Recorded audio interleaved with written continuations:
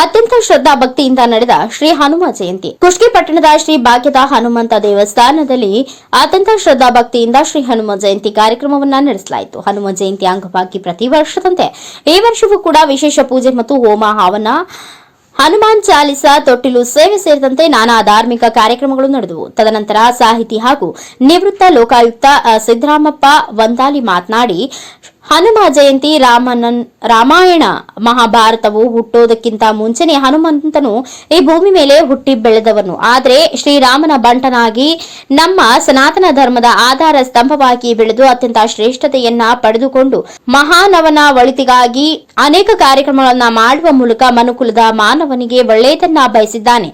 ಆದ್ರಿಂದ ಶ್ರೀರಾಮನ ಬಂಟನಾಗಿರುವ ಹನುಮಂತನನ್ನ ಪ್ರತಿಯೊಬ್ಬರು ಪೂಜಿಸುವ ಮೂಲಕ ಹನುಮಂತನ ಕೃಪೆಗೆ ಪಾತ್ರರಾಗಿ ಹನುಮಂತನ ತತ್ವ ಸಿದ್ಧಾಂತಗಳನ್ನ ತಿಳಿದುಕೊಂಡು ಭಕ್ತಿಪೂರ್ವಕವಾಗಿ ಮನಮುಟ್ಟುವಂತೆ ಹನುಮಂತನ ಸೇವಕರಾಗಬೇಕಾಗಿದೆ ಎಂದು ಹೇಳಿದರು. ಈ ಸಂದರ್ಭದಲ್ಲಿ ದೇವಸ್ಥಾನಕ್ಕೆ ಬಂದ ಭಕ್ತರಿಗೆ ಪ್ರಸಾದ ವ್ಯವಸ್ಥೆಯನ್ನ ಮಾಡಲಾಯಿತು. ಈ ಸಂದರ್ಭದಲ್ಲಿ ಭಾಗ್ಯದ ಆಂಜನೇಯ ದೇವಸ್ಥಾನದ ಸಮಿತಿ ಅರ್ಚಕರಾದ ಬಾಬು ಹುಗಾರ್, ದೇವಸ್ಥಾನ ಸಮಿತಿ ಸದಸ್ಯರಾದ ರಾಮಣ್ಣ ಭೋವಿ, ಯಮನಪ್ಪ ಡಂಬರ್, ಪವಾಡೆಪ್ಪ ಚೌಡಕಿ, ಸಿದ್ದರಾಮಯ್ಯ ಹಿರೇಮಠ್, ಚಂದ್ರಶೇಖರ ಕೊಂಕನಪಳ್ಳಿ, ಹೊನ್ನಪ್ಪ ಭೋವಿ ಸೇರಿದಂತೆ ಹಲವರು ಉಪಸ್ಥಿತರಿದ್ದರು.